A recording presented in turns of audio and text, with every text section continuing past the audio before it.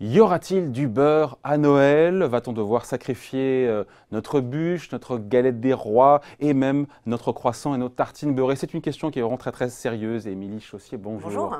Alors, depuis le printemps, le manque de beurre se fait de plus en plus sentir. Oui, alors c'est vrai que vous avez peut-être constaté en faisant vos courses, vous avez peut-être remarqué ces fameuses pancartes où il est écrit: en raison d'une pénurie de matières premières sur le beurre, nous sommes aujourd'hui dans l'incapacité de vous proposer ce produit. Alors cette pancarte, elle était au départ cantonnée à certains établissements, mais depuis quelques semaines, les rayons se vident de plus en plus, en Normandie, en Bretagne, en Auvergne, dans le Val-de-Loire ou encore en Nouvelle-Aquitaine, et ça n'est pas prêt de s'arranger. Est-ce qu'on est vraiment face à une pénurie? Est-ce que vraiment je vais devoir dire adieu à mon gâteau préféré, le financier? Alors, on va rappeler qu'au départ, il n'y avait que les grossistes du beurre qui étaient concernés. Les particuliers ne s'en rendaient pas forcément compte. Mais depuis quelques mois, on a tous fait l'expérience au supermarché ou au marché du coin. Notre mode de beurre, soit elle est beaucoup plus chère, soit elle est carrément inexistante. On ne la trouve plus sur les étals. Alors, on va faire un petit rappel pour bien comprendre ce qui se passe. De grande distribution oblige, le prix du beurre, il faut savoir qu'il est le même pour tout le monde. Il est fixé une fois par an par tous les acteurs de la filière. Et depuis presque 2 ans, ce prix, il a littéralement flambé. Il est passé de 2 500 € la tonne en avril 2016 à près de 8 000 € fin septembre, soit une hausse de 200%. C'est considérable. Et les grandes surfaces, elles ont carrément refusé de répercuter cette hausse. Du coup, les fournisseurs, ils ont arrêté de les livrer, ce qui explique cette pénurie et ces étals désespérément vides. Il y en a d'autres, en revanche, qui ont répercuté le juste prix et eux, ils ont continué à être livrés. Mais chez eux, bien sûr, le beurre, il est vendu beaucoup plus cher. Émilie, avec un beurre aussi cher, on imagine que les boulangers qui nous regardent, je l'espère, font grise-mine. Mais oui, le beurre, c'est vraiment leur ingrédient de base, tout comme la farine.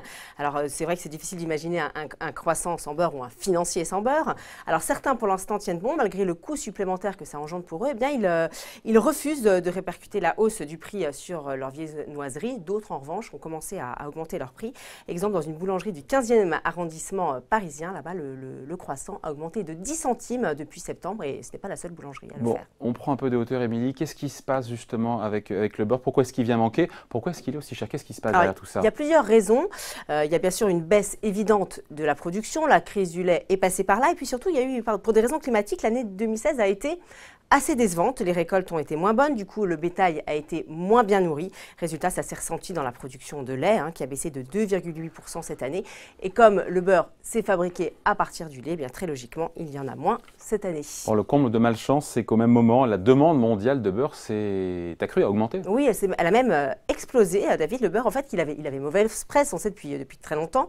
Et il commence à être réhabilité, notamment aux États-Unis, grâce à plusieurs études qui vantent désormais les bienfaits de ses vitamines A, B, D, de ses vertus antioxydantes. Et puis, on a eu aussi cette une du Time qui titrait « Manger du beurre ». C'était en 2014, elle avait fait grand bruit. Bref, le beurre, il est à la mode aujourd'hui, y compris en Asie, où les pâtisseries, les viennoiseries se vendent comme des petits pains, c'est le cas de le dire. Ouais, c'est assez mathématique. S'il y a plus de demandes, s'il y a moins d'offres et donc une baisse de la production, on comprend mieux pourquoi le prix du beurre flambe. Il y a aussi la crise du lait, il y a la fin des quotas. Tout ça n'arrange évidemment rien, les affaires du beurre. Et quid du fromage pour le coup? Oui, alors le fromage, lui, a l'air de mieux tirer son épingle du jeu. Pourquoi? Parce qu'il est beaucoup moins gourmand en lait que le beurre. Un exemple, 1 kg d'emmental nécessite 12 litres de lait, quand 1 kg de beurre, lui, en a besoin de 22 litres de lait. Donc du coup, forcément, les producteurs préfèrent se rabattre sur le fromage. C'est bien plus rentable pour eux. Ça veut dire quoi? Ça veut dire qu'il va y avoir encore moins de beurre. C'est vraiment un cercle vicieux et avec l'hiver qui approche, ça ne va vraiment pas s'arranger parce qu'il faut savoir que le beurre, c'est un produit saisonnier. La production de lait est plus faible en hiver parce que les vaches sont en gestation. Donc il faudra bien sûr patienter jusqu'au printemps pour voir revenir nos fameuses tablettes de beurre sur les étals en espérant qu'il y aura une éclaircie aussi au niveau des prix. Voilà. Affaire à suivre. Affaire à suivre. Si le beurre devient une denrée de luxe, il n'y aura plus qu'à la taxer. Ça sera un bien de luxe, c'est une boutade en tout cas. Merci Émilie pour ces explications. Bye bye.